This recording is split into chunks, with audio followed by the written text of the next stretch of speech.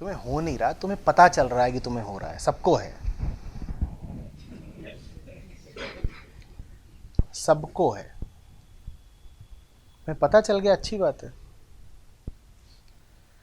गुप्त रोग सामने आ जाए तो बुरा थोड़े ही है।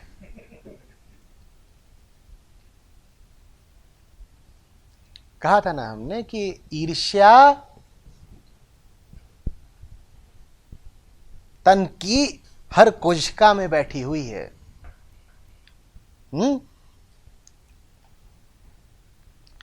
अहम वृत्ति का मतलब ही होता है हीन वृत्ति।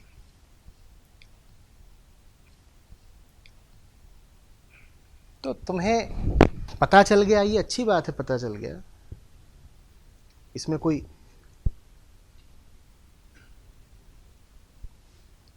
बड़ा विलक्षण काम नहीं हो गया।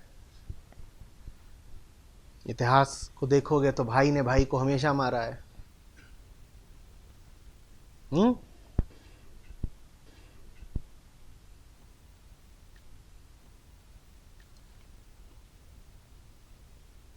छोटी बात हो, बड़ी बात हो, ईर्ष्या 6 महीने के बच्चों से लेकर के 80 साल के बुढ़ों तक सब में मौजूद होती है।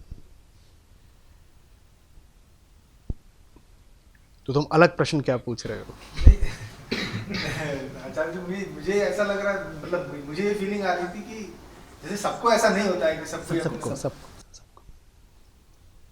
कुछ इतने सजग नहीं होते कि उन्हें पता चल जाए कि भीतर ये भावना उठ रही है, और कुछ इतने डरपोक होते हैं कि जब ये भावना उठती है तो उसको दबा देते हैं, छुपा देते हैं, व्यक्त नहीं करते। सब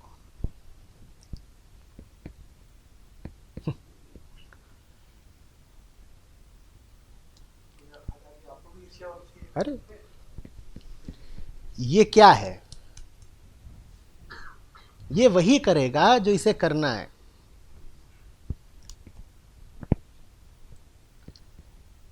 इसमें एक जगह नहीं, हर जगह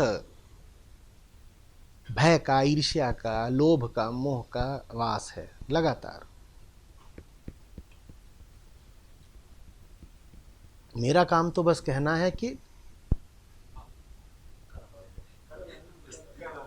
कल आना। द्वार वो मेरा भी खटखटाती है जैसे तुम्हारा, बस मैंने बाहर लिख रखा है। आप उसको भगा देते हो, मैं उसको एंटर कर देता हूँ।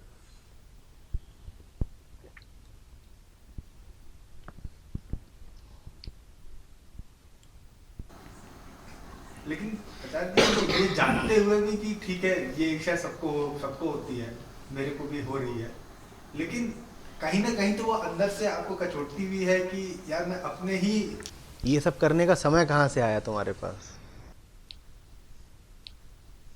मैं तुम्हारे सामने बैठा हूं, मुझे फुर्सत कहाँ है कि मैं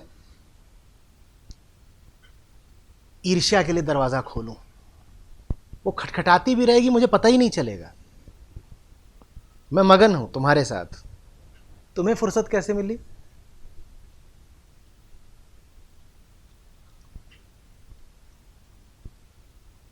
मगन नहीं हो, खाली बैठे हो, तो आती है तुम्हें उठा ले जाती है।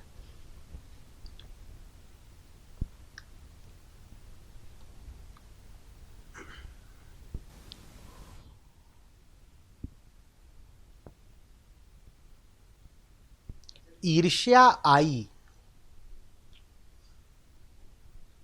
मैं ईर्ष्यालु हूं, इन दोनों के बीच में जो संभावना है उसका नाम तुम हो। ईर्ष्या आई और मैं ईर्ष्यालु हूं, ये दोनों एक ही वक्तव्य नहीं है। इन दोनों वक्तव्यों के बीच में जरा जगह है, जरा संभावना है। उस संभावना का नाम है मैं चुन सकता है कि इन दोनों वक्तव्यों को एक ही कर देना है या इन दो वक्तव्यों को पृथक रखना है।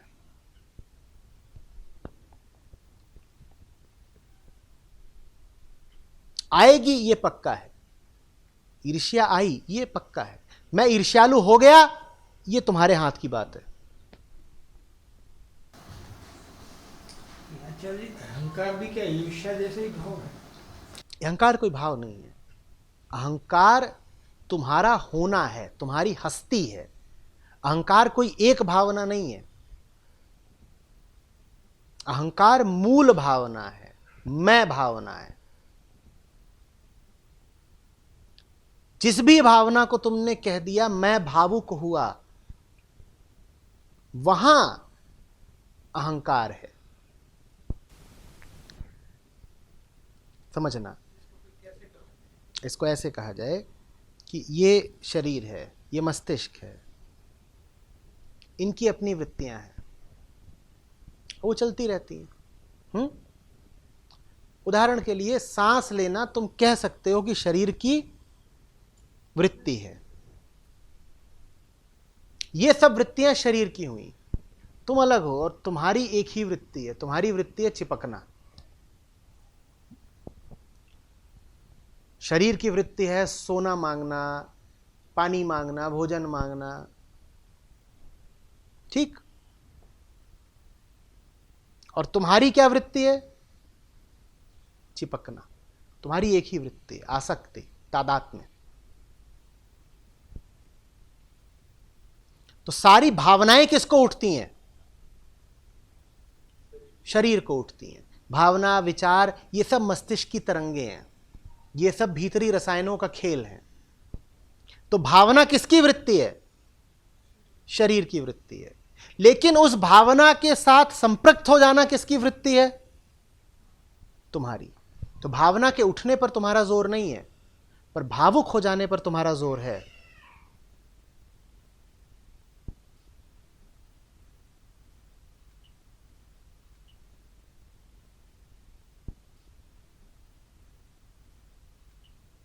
अंतर समझ में आ रहा है? शरीर को वृत्तियां उठेंगी ही उठेंगी, वो यंत्र है, वो उसकी प्रकृति है, उसमें कुछ चीजें होंगी,